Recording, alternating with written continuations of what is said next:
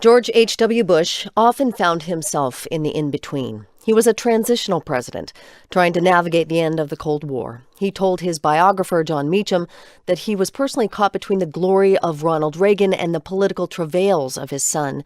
And Bush often found himself in the political center, for good and for ill. He was a moderate Republican at a time when the conservative wing of the GOP was ascending. That faction of the party would lead Republicans to win the House in 1994 and lay the foundation for a GOP today where moderates seem to be disappearing. To talk more about this, we are joined now by Andy Ferguson, a former speechwriter for President George H.W. Bush and a national correspondent for the Weekly Standard. Thanks so much for being with us.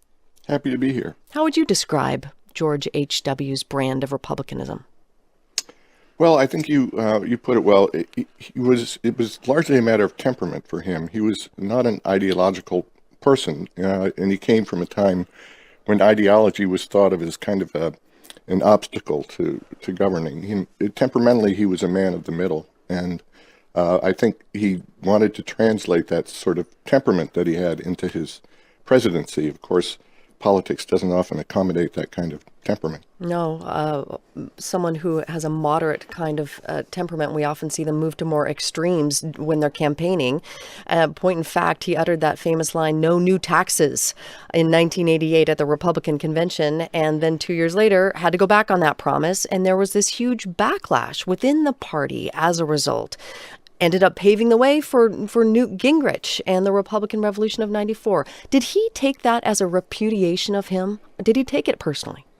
Well, I think he said himself that he did, and certainly I remember when the last days of the administration were going on and we were all filing out the door, he was almost apologetic to those of us who worked for him. I thought that was certainly not necessary for him to apologize to anybody. He'd been a very good president, and at a time that wasn't very well suited to him. The important thing about the no new taxes business, though, is that he broke the promise, and that was he knew it when he did it. If you look in his diaries, he says they're going to kill me if I break this pledge. But that unleashed all kinds of forces, not just within the Republican Party, but 2 years later, then he was facing totally out of left field this kind of crazy guy from Texas who ended up winning 20% of the vote, Ross Perot. Yeah. And it was totally unforeseen by the time he broke that no new taxes pledge. And that unleashed beyond Perot, you then have a sort of free-floating animus against politicians in general. And it got picked up by Gingrich, it got picked up by the Tea Party. Obama, I think, even took advantage of that kind of mistrust of the established order. And a lot of that can be traced back to that no new taxes pledge and the breaking of it. For many people, he did represent the ultimate establishment. You know, he was the guy with the perfect resume. He came, was bred in the Northeast, even though later settled in Texas. Can you talk about how he tried to shed that? Well, I don't think he really ever thought he could, and I don't think he wanted to. He was an extremely naturally gracious man. He had a sense of propriety in all of his dealings with people. You know, the old Eastern establishment saying was always watch how they treat the help. And George H.W. Bush, if you looked at him that way, he was a real stalwart of that kind of propriety and self-possession. He had a good sense of who he was, and he was very good at maintaining those standards, in my opinion. Tough to come after the great communicator, though, and Bush 41 is often criticized for not being able to connect with average American voters. Did he struggle with that part of the job?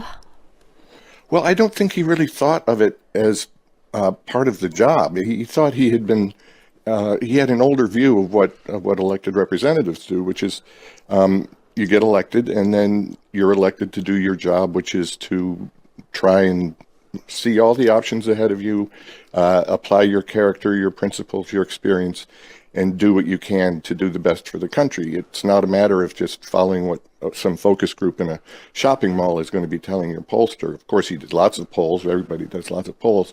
But that wasn't his sense of leadership. Leadership is someone who leads. Do you see George H.W. Bush Republicans today in the party?